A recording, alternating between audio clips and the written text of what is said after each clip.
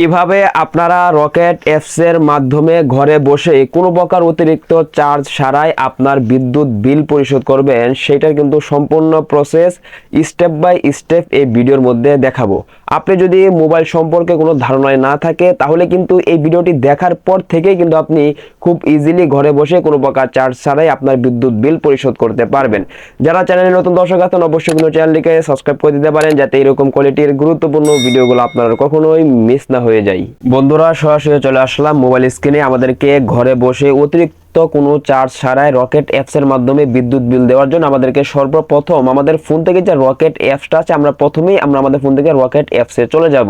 বন্ধুরা আমি কিন্তু আমার যে রকেটের পিন আছে পিন দিয়ে কিন্তু আমি আমার রকেট অ্যাপসে কিন্তু প্রবেশ করেছি। আপনারাও তো আপনাদের পিন দিয়ে আপনারা প্রথমে আপনাদের রকেট অ্যাপস এর ভিতরে চলে আসবেন। তার আগে আরেকটা কথা বলে রাখি, যাদের রকেট অ্যাপসটা আপডেট নেই অবশ্যই কিন্তু তারা যে কাজটা করবেন আপনাদের ফোন থেকে সরাসরি যে আপনাদের ফোন থেকে যে প্লে স্টোর আছে আপনারা প্লে স্টোরে চলে যাবেন। আপনারা আপনাদের ফোন থেকে প্লে স্টোরে এসে নিচে সার্চ অপশন পাবেন, এটার মধ্যে ক্লিক করে আপনারা এখানে যদি রকেট লিখে দেন বাংলা অথবা ইংরেজিতে যেভাবে পারেন সেভাবে লিখে দিলে দেখবেন রকেট অ্যাপসটা কিন্তু চলে আসবে। প্রথমে আপনারা চেক করে দেখবেন আপনার এই অ্যাপসটা এখানে আপডেট আছে কিনা। আপনাদের যদি আপডেট থাকে তাহলে তো ভালো, এখান থেকে সরাসরি ওপেনের মধ্যে ক্লিক করে দিবেন। যদি আপডেট না থাকে তাহলে অবশ্যই এখান থেকে আপডেট করে আপনারা সরাসরি এখান থেকে ওপেনের মধ্যে ক্লিক করে দিবেন। আমাদেরকে রকেট অ্যাপসে আসার পর প্রথমে কিন্তু আমাদেরকে যে দেখেন উপরে যে ব্যালেন্সটা আছে অবশ্যই ব্যালেন্সটাকে আমাদেরকে চেক করতে হবে যে আমরা যে পরিমাণ বিলটা দিব, আমাদের যে পরিমাণ বিলটা আসছে আমাদের বিদ্যুৎ বিলের কাগজে সেই পরিমাণ বিল আমাদের ব্যালেন্সে টাকাটা আছে কিনা। আপনার কি পরিমাণ বিল আসছে আমি আপনাদেরকে পাশে স্ক্রিনে দেখতে পাচ্ছেন, আমি কিন্তু একটা বিদ্যুৎ বিলের কাগজ দিয়ে কিন্তু দেখিয়ে দিচ্ছি মার্ক করে। এখানে যে পরিমাণ বিলটা আসছে সেই পরিমাণ টাকাটা আপনার ব্যালেন্সে আছে কিনা সেটাকে আপনারা প্রথমে চেক করে দেখবেন।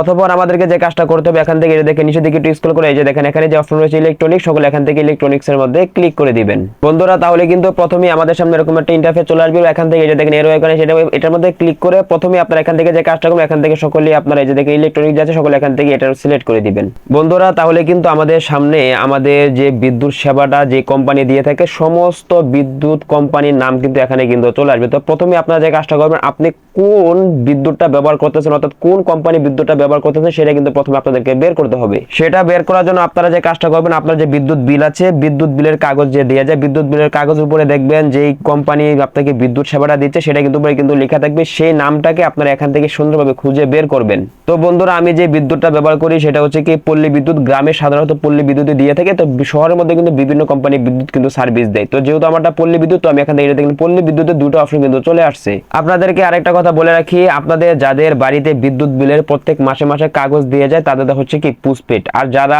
মিটারের মাধ্যমে বিভিন্ন নাম্বার টাইপ করে বিদ্যুৎ বিল দিতে হয় তাদের হচ্ছে কি তাদের হচ্ছে প্রিপেড। তো আমি যেহেতু কাগজের মাধ্যমে বিদ্যুৎ বিলটা দিব এখান থেকে দেখেন পল্লী বিদ্যুৎ পোস্টপেড যে লেখাটা আছে আমি এখান থেকে সরাসরি এটার মধ্যে ক্লিক করে দিচ্ছি। তো বন্ধুরা আপনার যে কোম্পানি থাকবে সেই কোম্পানিটা সিলেক্ট করে আপনার পোস্টপেড যে আছে অবশ্যই সেখান থেকে পোস্টপেডটা সিলেক্ট করে দিবেন। তাহলে কিন্তু দেখবেন আমাদের সামনে কিন্তু এরকম একটা ইন্টারফেস চলে আসবে। এখান থেকে এই যে দেখে সবার উপরে একটা বক্স রয়েছে, সকলে এখান থেকে বক্সের মধ্যে ক্লিক করে দিবেন। এবার এখানে কিন্তু আমাদের এই বক্সের মধ্যে আমাদের যে বিদ্যুৎ বিলের কাগজটা আছে বিদ্যুৎ বিলের কাগজের মধ্যে কিন্তু দেখবেন কাস্টমার নাম্বার অথবা এসএমএস নাম্বার কিন্তু লেখা থাকবে। আমার পাশে যে বিদ্যুৎ বিলের কাগজটা দেখতে পাচ্ছেন দেখেন এখানে বিদ্যুৎ বিলের কাগজের মধ্যে কিন্তু এটা দেখেন গ্রাহক হিসাব নং এটা কিন্তু লেখা আছে। তো এখান থেকে যে নাম্বারটা আছে আমি কিন্তু এখান থেকে সুন্দরভাবে নাম্বারটা এখানে লিখে দিচ্ছি। অবশ্যই আপনারা কিন্তু এখানে ইংরেজিতে লিখে দিবেন, তো আমি নাম্বারটা ইংরেজিতে এখানে লিখে দিচ্ছি। বন্ধুরা আমি কিন্তু এখানে কিন্তু আমার যে বিদ্যুৎ বিলের কাগজের মধ্যে যে গ্রাহক হিসাব নং আপনাদের এসএমএস নাম্বার থাকতে পারে তো সেটা কিন্তু আমি কিন্তু এখানে কিন্তু সুন্দরভাবে লিখে দিয়েছি। তো আপনারা লিখে দিয়ে এখান থেকে যে দেখেন এখান থেকে টিক মার্কের মধ্যে ক্লিক করি, এবার এখান থেকে এটা দেখেন বিল মাস অর্থাৎ আপনি কোন মাসে বিলটা দিতে যাচ্ছেন সেটা সিলেক্ট করে এখান থেকে এটার মধ্যে সকলে ক্লিক করে দিবেন। এবার এখান থেকে আপনারা যে মাসে বিদ্যুৎ বিলটা দিবেন সেই মাসে বিদ্যুৎ বিলটাকে মাসটাকে সিলেক্ট করতে হবে। তো আপনারা যদি রানিং মাসে বিদ্যুৎ বিল দিতে চান তাহলে দেখবেন কাগজের কোনায় কিন্তু কর্নারে কিন্তু লেখা থাকবে আপনি কোন মাসে বিদ্যুৎ বিল দিতে যাচ্ছেন। আমি যেহেতু এখানে মার্চ মাসে বিদ্যুৎ বিল দেব তো এখান থেকে আমি মার্চ মাসটা সিলেক্ট করে দিচ্ছি। অথবা এখান থেকে দেখেন বিল ইয়ার অর্থাৎ আপনি কোন বছরে বিলটা দিতে যাচ্ছেন এখান থেকে এটার মধ্যে ক্লিক করে আপনি যে বছরে বিদ্যুৎ বিল দিতে চাচ্ছেন এখান থেকে সেইটা সিলেক্ট করে দিবেন। তো আমি সেইটা সিলেক্ট করে দিয়েছি। অথবা এখানে কিন্তু আপনাদের আর কোনো কাজ নেই।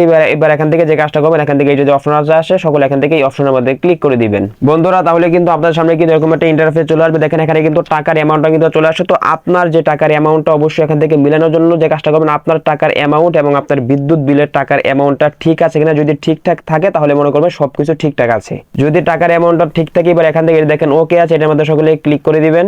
তাহলে কিন্তু আমাদের সামনে কিন্তু এরকম একটা ইন্টারফেস চলে আসবে। এবার এখান থেকে এটা দেখেন, নিচে দেখেন একটা ঘর আছে, এটার মধ্যে ক্লিক করে আপনার যে রকেটের যে পিনটা আছে অবশ্যই এখান থেকে আপনার রকেটের পিনটা দিয়ে দিবেন। উপরে কিন্তু আপনার সমস্ত ডিটেলস কিন্তু দেখাবে। বন্ধুরা আমি কিন্তু আমার পিন নাম্বারটা কিন্তু এখানে দিয়ে দিয়েছি। আপনাদের পিন নাম্বারটা দেওয়া হয়ে গেলে এখান থেকে এটার মধ্যে যদি চাপ দিয়ে ধরে রাখেন তাহলে দেখবেন এটা কিন্তু লুট হবে এবং কিন্তু আস্তে আস্তে কিন্তু দেখবেন এভাবে কিন্তু দেখবেন কমপ্লিট কিন্তু হয়ে যাবে।